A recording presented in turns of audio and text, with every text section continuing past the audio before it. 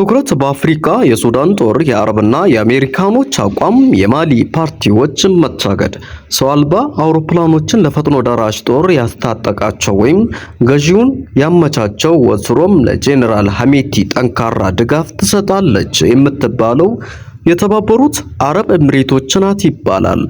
የሱዳን መንግስት የተባበሩት አረብ ኤምሬቶችን በዘር ማጥፋት ወንጀል ሲጂ በሚል ምህጻረ ቃል በሚጠራው የተባበሩት መንግስታት ድርጅት ፍርድ ቤት ላይ ከሷል።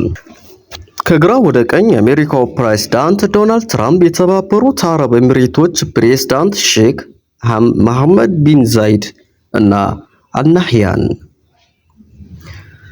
ዘምዘም ዳርፉር ከሚገኙ መጠለያ ጣቢያ ዳግም ለተፈናቀለችው እናት ለአዚዛ ኢስማኤል ኢድሪስ ልጆቿና በሚሊዮን ለሚቆጠሩ ቢጤዎቻቸው ህይወት መከራ መራር የፈጥኖ ደራሽ ጦር ባልደረቦች ቤቶቻቸውን አነደዱት ትላለች አዚዛ። ምንም ነገር አልቀረም፣ ቤታችን አጋዩት። 4 እና 5 ቀናት በኋላ ወደ ጠዊል ጉዞ ጀመርን። ግን መንገድ ላይ ያዙንና እጆቻችን፣ ፍራሾቻችን፣ ብርድ ልብሶቻችን ሁሉንም ዘርፉን። ባዶ እጅግ አግራራችን እዚህ ደረስን። 3ኛው ዓመቱን በያዘው በሱዳን የእርስ በርስ ጦርነት የታገዱት ሰዎች ቁጥሩ በትክክል የቆጠረው በይፋ የሚናገር የለም። ገማቾች እንደሚሉት ገማቾቹ ከ150 ሺህ በሚበልጥ እንጂ አያንስም። የተባበሩት መንግስታት ድርጅት እንደሚለው ደግሞ 50 ሚሊዮን ከሚገመተው የሱዳን ህዝብ ግማሹ ያህሉ ለረሃብ ተጋልጧል። 13 ሚሊዮን ከቤት ንብረት ተፈናቅሏል ወይም ተሰደዋል። ለህዝቡ እርዳታ የሚሰጠው ዓለም ተሰላችቷል።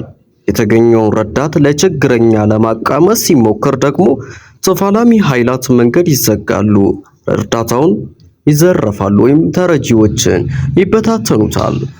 ጠዊል ውስጥ የረዳት ድርጅቶቻችን ተጋይተዋል ብለው ነበር።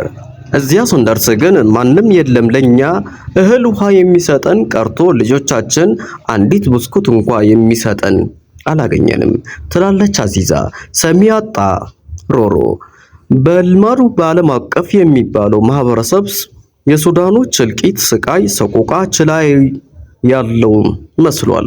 ዩናይትድ ስቴትስ ፕሬዝዳንት ዶናልድ ትራምፕ ለማስተናገድ ጠብ እርግፍ ሲሉ የሰነበቱት የአረብ ሀገራት የሚያዳግፉት ኃይል በጦርነቱ የበላይ እንደሚገኝ ከማሻኮት ባለፈ ጦርነቱን ለማስቆም የሚፈልጉ አልመሰሉም። የሳውዲ አረቢ ገዢዎች ቃና ተስፋ እርግጥ ነው የፋርስ ባህረ ሰላጤት የትብብር ምክር ቤት የተባለው ማህበር የሚያስተናብራቸው የስድስቱ የአካባቢው ሀገራት መሪዎች ከአሜሪካ ፕሬዝዳንት ጋር ባደረጉት ጉባኤ የአረብ ሀገር አቋም ያንጸባርቃል በተባለው መግለጫ ላይ የሳውዲ አረቢያ አልጋ ወራሽ ልዑል ቢን ዛሂድ ሰልማን ሱዳን መጥቀሳቸው አልቀረም። ቀውሶቹና ግጭቶች እንዲቆሙ የሚያደርጉ ጥረቶችን እናበረታታለን። ከዚህ አኳያ በየመን አጠቃላይ ፖለቲካዊ መፍትሄ እንዲገኝ በአገሪቱ ፖለቲካ ኃይላት መካከል ድርድር እንዲደረግ ሳውዲ አረቢያ ጠርቷል። ትቀጥላለች። የሱዳን ቀውስ በሳውዲ አረቢያ በአሜሪካ ድጋፍ የሚደረገው የጅዳ መድረክ እንደሚቀጥል የምናደርገው ጥረት እንቀጥላለን ለማለት ያክል አሉ። ውጊያው ቀጥሏል። 2 ዓመት በታንክ በመድፍ በመትሬስ በጠመንጃ ጀት እያደረጉ የነበረው ውጊያ በቅርቡ ወደ ሰው አልባ አውሮፕላን ድሮኖች ተቀይሯል። ካለፈው ጦር ወዲህ በተለያዩ አካባቢዎች ከፍተኛ ሽንፈት የገጠመው የጄኔራል መሐመድ ሐምዳን ዳጋሎ ሐሚቲ ፈጥኖ ደራሽ ጦር ከርቀት በሚዘሯቸው ሰው አልባ አውሮፕላኖች በተለይ ፖርት ሱዳን በሚገኙ የመከላከያ ጦር ሰፈሮችን፣ የጦር መሳሪያ ማከማቻ መጋዘኖች፣ ነዳጅ ማከማቻን፣ ሰላማዊ አገልግሎት የሚውሉ ወደቦችን፣ የረዳት ቁሳቁሶቹን እያጋዩ ነው። የተባበሩት መንግስታት ድርጅት ዋና ጸሐፊ አንቶኒዮ ጉተሬዝ ባለፈው ሳምንት በቃል አቀባያቸው በፍርሃን ሐቅ በኩል እንዳሉት የሰው አልባ አውሮፕላኖች ድብደባ በአስቸኳይ መቆም አለበት። መግለጫችን ለሱዳን የሰብአዊ እርዳታ በሚገባበት በዋናው ወደብ በፖርት ሱዳን ላይ በቅርቡ የሚፈጸመው የሰው አልባ አውሮፕላን ድብደባ ዋና ጸሐፊውን በጣም ያሳሰበ መሆኑን የሚያስመለክት ነው። ድብደባው ሱዳን የሚያሰጠውን የሰብአዊ እርዳታ የሚያናቅፍ እርዳታ ለመድረስ የሚያደርገው ጥረት ይበልጥ የሚያወሳስብ ነው። ይህ ጦርነቱን ይበልጥ የሚያባብስ እርምጃ በበርካታ ተጨማሪ ሰላማዊ ሕዝብን ሊጨርስ እንደሚችልና የመሰረተ ልማት አውሮፕላኖችን ይበልጥ እንደሚያጠፋ አስጠንቅቋል።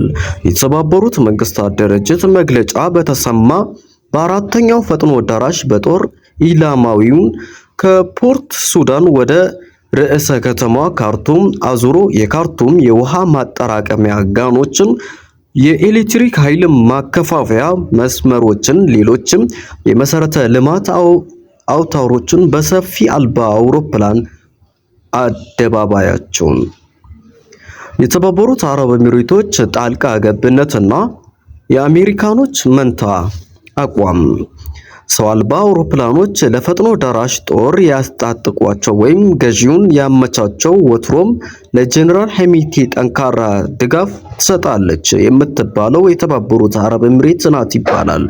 ጀነራል አብዱልፈታህ አልቡርሃን የሚመሩት የሱዳን መንግስት የተባበሩት አረብ ኤሚሬቶችን በዘር ማጥፋት ወንጀል ሲጂ በሚል የምህጻረ ቃል በሚጠራው የተባበሩት መንግስታት ድርጅት ፍርድ ቤት ላይ ከሷል።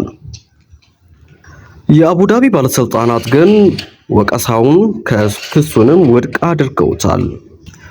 የዩናይትድ ስቴትስ ዲሞክራሲያዊ ፓርቲ የምክር ቤት እንደራሴዎች በበኩላቸው የሱዳን ጦርነት አብሳስለዋል። ይቅርታ፣ የአቡዳቢ ባለስልጣናት ግን ወቀሳውንም ክሱንም ውድቅ አድርገውታል። የዩናይትድ ስቴትስ የዲሞክራቲክ ፓርቲ የምክር ቤት እንደራሴዎች በበኩላቸው የሱዳን ጦርነት አባብሳለች ለምትለው ለተባበሩት አረብ ኤሚሬቶች ዩናይትድ ስቴትስ የጦር መሳሪያ እንዲሸጥ የሚያግድ ረቂቅ ደንብ አዘጋጅተዋል። አራት የዲሞክራቲክ ፓርቲና አንድ የግል እንደራሴ በጋራ ለዩናይትድ ስቴትስ ሕግ መወሰኛ ምክር ቤት ሴኔት ያቀረቡት ደንብ አሜሪካ ከዚህ ቀደም ለተባበሩት አረብ ኤሚሬቶች የጦር መሳሪያ ለመሸጥ ያደረገችውን 3 አይነት ውል እንዲታገድ የሚጠይቅ ነው። የዋሽንግተንና የአቡዳቢ ባለስልጣናት ከዚህ ቀደም በተዋሉት መሰረት ዩናይትድ ስቴትስ 1.32 ሚሊዮን ዶላር የሚያወጣ ተዋጊ የኢትዮጵያ የፓርቲ ፖለቲካ ከ97 ምርጫ ወዲህ ከወዲህ አለ።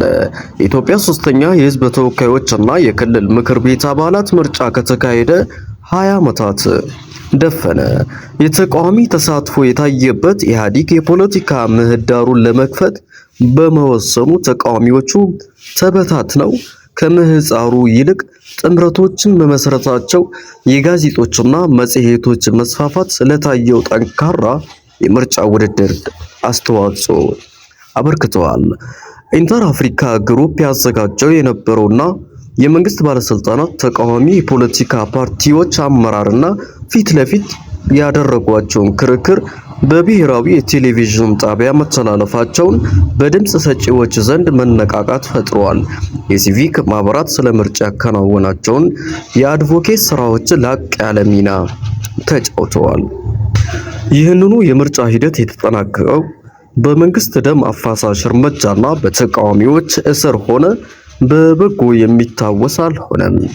የቀድሞ ጠቅላይ ሚኒስትር አቶ መለስ ዜናዊ መንግስት ለአንድ ወር ሰልፍና ከቤት ውጪ የሚደረግ ህዝባዊ ስብሰባ የሚያግድ አስቸኳይ ጊዜ አዋጅ የደነገገ ሲሆን ጸጥታ አስከባሪዎች ሰኔ 1 ቀን በ1997 በወሰዱ እርምጃ በበርካታ ሰላማዊ ሰዎች ጉዳትም ደርሷል። የተቃዋሚ ፖለቲካ ፓርቲ አመራሮች እስር እና በውስጣቸው የተከሰተውን መከፋፈል ከ97 በኋላ በተካሄዱት ምርጫዎች ላይ ጭምር ያጠላ ተጽዕኖ ነበር። ከ20 ዓመታት በኋላ ገዢው ብልጽግና ፓርቲና ተቃዋሚዎች የሚገኙባት ሁኔታ ግን እጅግ የተራራቀ ነው። የጠቅላይ ሚኒስትር አብይ አህመድ ብልጽግና ፓርቲ 15 ሚሊዮን አባላት እንዳሉት አስታውቀዋል። የኢትዮጵያ ህዝቦች አብዮታዊ ዲሞክራሲያዊ ግንባር ኢህአዴግን በብልጽግና ፓርቲ የተካው ለውጥ ካነቃቃቸው ተቃዋሚ ፓርቲዎች መካከል ጥቂት የማይባሉ አሁን የመከፋፈል ዕጣ ገጥሟቸዋል። በዚህ ነባራዊ ሁኔታ ውስጥ ኢትዮጵያ ሰባተኛውን አጠቃላይ ሀገራዊ ምርጫ በ2018 ታካሂዳለች ተብሎ ይጠበቃል።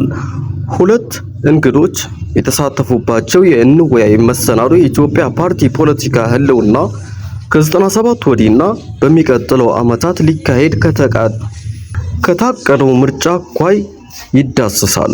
ዶክተር ብዙነህ ጌታቸው በሰሜን አየራል ከከተማ ቤልፋስት በሚገኘው ኩዊንስ ዩኒቨርሲቲ የፖለቲካ መምህር ናቸው። ዶክተር አዲሱ ላሸናው በካናዳ ማክስተር ዩኒቨርሲቲ ረዳት ፕሮፌሰርና በብሮኪንግስ ኢንስቲትዩት ተመራማሪ ሆነው በመስራት ላይ የሚገኙ ናቸው።